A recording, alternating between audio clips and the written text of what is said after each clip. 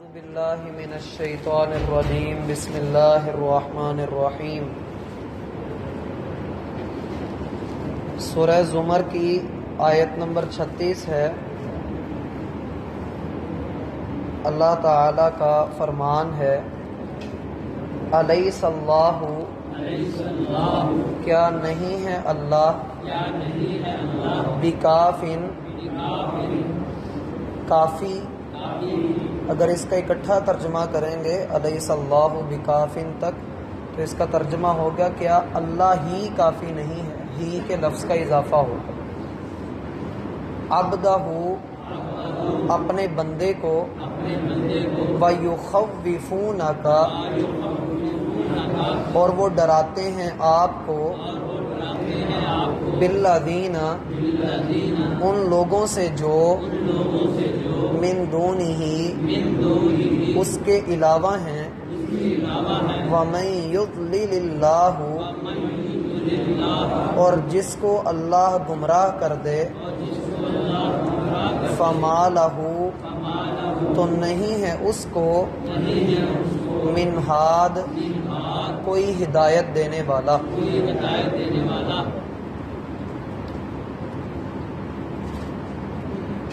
احباب گرامی، اس پارے کے آغاز میں نے آپ کے سامنے یہ بات رکھی تھی کہ اب جو انداز اس صورت کے اندر اختیار کیا جائے گا وہ زیادہ تر سوالیہ انداز ہوگا۔ یہاں پر بھی اسی نوعیت کی ایک آیت ہمارے سامنے ہے۔ پچھلی آیات میں ہم یہ بات ملاحظہ کر چکے کہ اللہ تعالیٰ ان لوگوں کے گناہوں کو معاف کر دے گا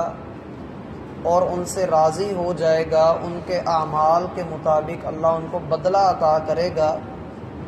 جو خود بھی سچے ہیں اور سب سے بڑھ کر دنیا کی سچی کتاب قرآن مجید کی اور سب سے سچے انسان محمد صلی اللہ علیہ وآلہ وسلم کی تصدیق کرنے والے ہیں۔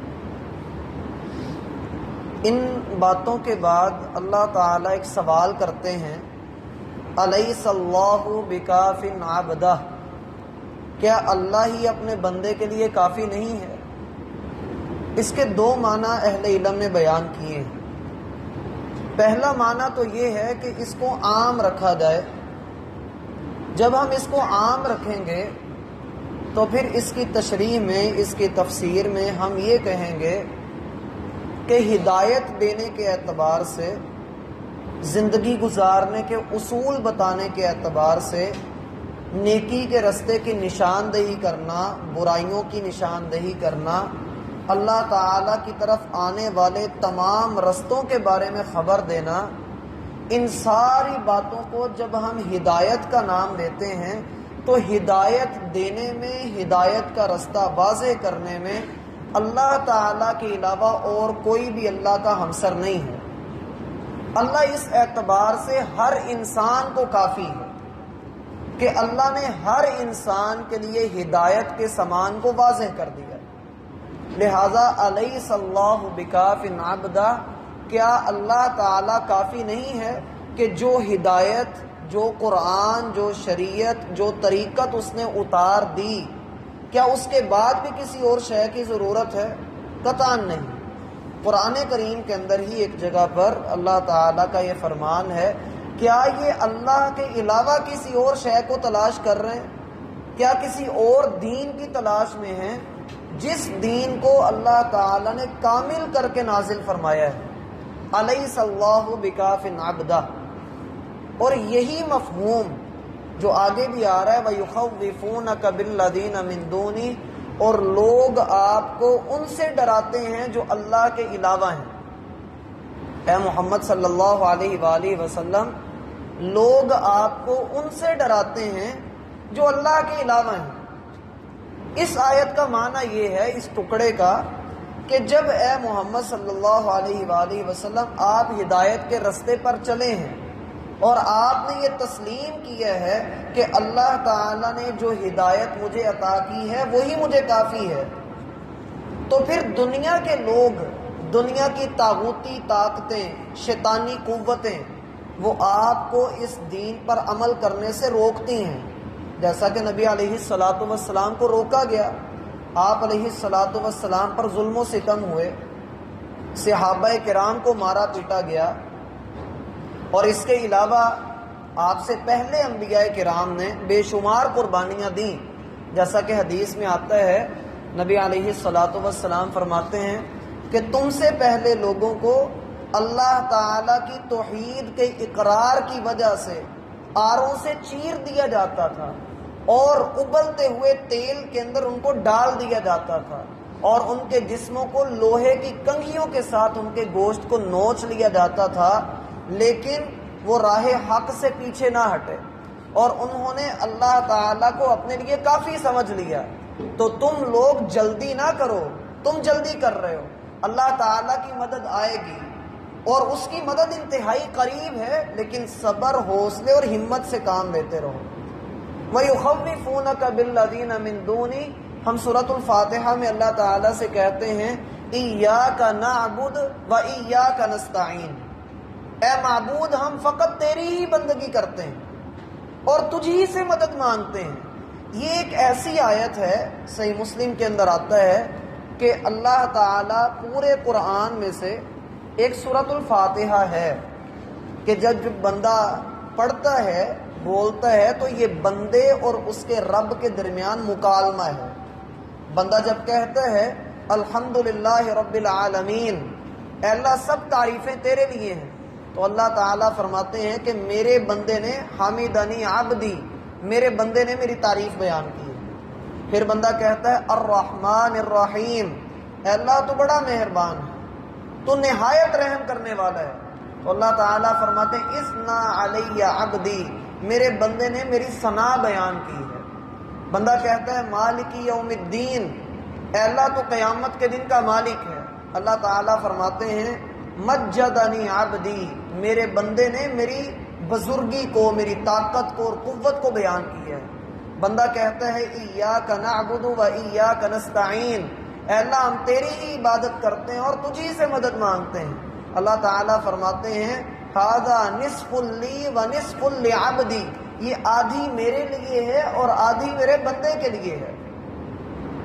سورۃ الفاتحہ کا جو نصف ہے وہ ایاک نعبد یہاں تک ہوتا ہے، اور دوسرا نصف و ایاک نستعین سے وَلَضَّالِّین تک جاتا ہے۔ جو پہلا ٹکڑا ہے وہ اللہ تعالیٰ کے لیے، اور جو باقی حصہ ہے وہ بندے کے لیے ہے، اور اللہ تعالیٰ فرماتے ہیں پھر میرے بندے کے لیے جو باقی آدھا حصہ ہے، اس میں میرا بندہ مجھ سے جو مانگے گا میں اس کو عطا کروں گا۔ بندہ اللہ سے کیا سوال کرتا ہے کہ ہم تیری عبادت کر رہے ہیں، اب تیری عبادت کرنے کے دوران میں دنیا ہماری ٹانگیں کھینچ رہی ہے، روڑے اٹکائے جا رہے ہیں، سازشیں ہو رہی ہیں، تخریب کاریاں ہو رہی ہیں، ہمیں تیرے رستے سے روکا جا رہا ہے۔ وَإِيَّاكَ نَسْتَعِينُ، ہم مدد بھی تجھی سے مانگتے ہیں کیونکہ عبادت تیری کرنی ہے۔ مدد کیا مانگتے ہو؟ اهدنا الصراط المستقیم، ہم سیدھے رستے کا سوال کرتے ہیں کہ کسی دنیا کی کوئی طاقت، کسی ظالم کا ظلم اور کسی جابر کا جبر، کسی قاہر کا قہر ہمیں روکے نہ، اور کسی مالدار کا مال ہمارے اور تیرے درمیان اللہ رکاوٹ نہ بنے، ہمیں سیدھے رستے پر چلا کر رکھے۔ وَيُخَوِّفُونَكَ بِالَّذِينَ مِن دُونِي، دین کے معاملے میں میرا بھائی لوگوں کا ڈر اپنے دل کے اندر نہیں رکھنا ہے۔ بندہ کوئی عمل کر رہا ہے، جیسا کہ عام سا درجہ جو ہمارے اندر ڈر کا پایا جاتا ہے، جسے ہم شرم کا نام دے دیتے ہیں۔ کسی کو کہا جائے کہ آپ تلاوت سنائیں، وہ کہتا ہے مجھے شرم آتی ہے۔ کسی کو کہا جائے اذان دیں، وہ کہتا ہے مجھے شرم آتی ہے۔ کسی کو کہیں کہ آپ دین کی کوئی بات سن لیں یا بیان کر دیں، اس کو شرم ہی بہت آتی۔ یعنی ہم ان معاملات میں، دین کے معاملات میں اتنے شرمیلے بن گئے، اور جب ہم اس کے علاوہ معاملات میں، دنیاوی معاملات میں ہوتے ہیں، تو پھر ہم سب اپنے آپ کو جانتے ہیں کہ ہم کیا کر رہے ہوتے ہیں۔ اللہ ہمیں سمجھنے کی توفیق دے۔ فرمایا وَيُخَوِّفُونَكَ بِالَّذِينَ مِن دُونِي، آپ ان لوگوں سے ہرگز نہ ڈریے، اور ان ہستیوں سے بھی نہ ڈریں جن سے لوگ آپ کو ڈراتے ہیں۔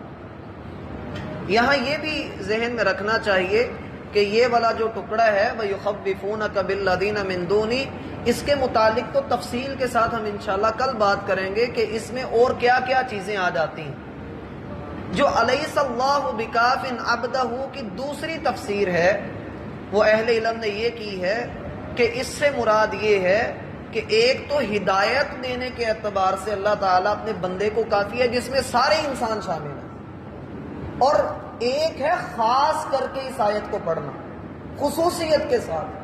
کہ وہ لوگ جو اللہ تعالیٰ کی عبادت میں لگے ہوئے ہیں، اپنی زندگیاں کھپا رہے ہیں اور اپنا وقت لگا رہے ہیں، جو اپنی زندگیاں دین کے مطابق گزار رہے ہیں، ان کو کسی سے ڈرنا نہیں چاہیے، ان کو سمجھ لینا چاہیے کہ اللہ ان کے لیے کافی ہے، اللہ ان کو کبھی بھی ذلیل نہیں کرے گا۔ سعید بن مسیب رحمہ اللہ کہا کرتے تھے کہ اللہ تعالیٰ کی اطاعت کی طرح، اللہ کی اطاعت کی طرح بندوں کے لیے اس سے بڑھ کر کوئی عزت نہیں ہے کہ بندے اللہ کی اطاعت کرتے ہیں، اور اللہ کی معصیت کی طرح، اللہ کی نافرمانی کی طرح بندوں کے لیے کوئی ذلت نہیں ہے۔ انتہائی ذلت ہے کہ جب انسان اللہ تعالیٰ کی نافرمانی کرتا ہے، اور انتہائی عزت ہے جب انسان اللہ تعالیٰ کی فرما برداری کرتا ہے۔ اس لیے الیس اللہ بکاف عبدہ، بعض قراءات میں نے ایک مرتبہ آپ کو تعارف کروایا تھا قراءت سبع کا، جس میں آیات کے اندر تھوڑا بہت اختلاف آ جاتا ہے، بعض قراءات میں اس کو پڑھا گیا ہے الیس اللہ بکاف عبادہ،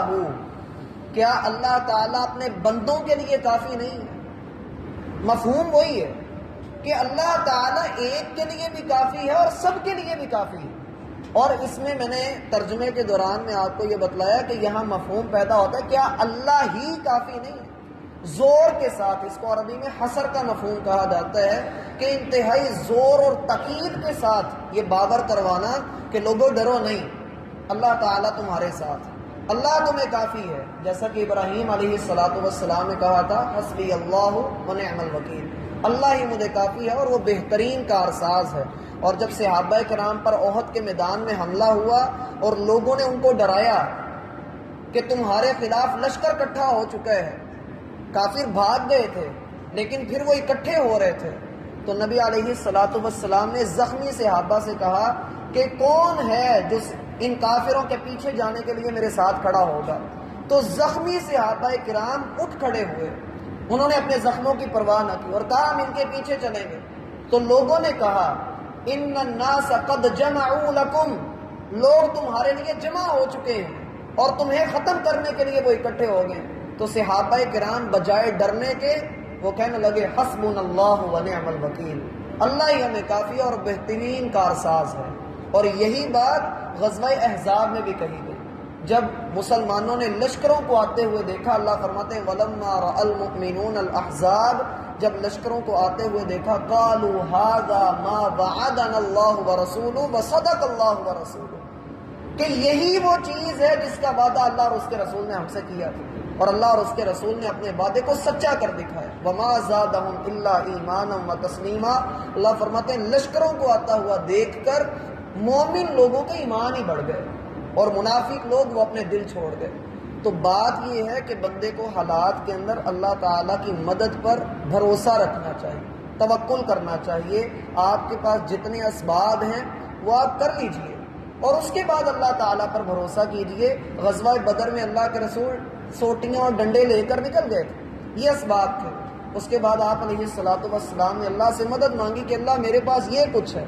آگے تو نے مدد کرنی، تو اللہ تعالیٰ کی مدد اتری۔ اللہ تعالیٰ ہمیں سمجھنے کی توفیق عطا فرمائے۔ سبحانک اللہ۔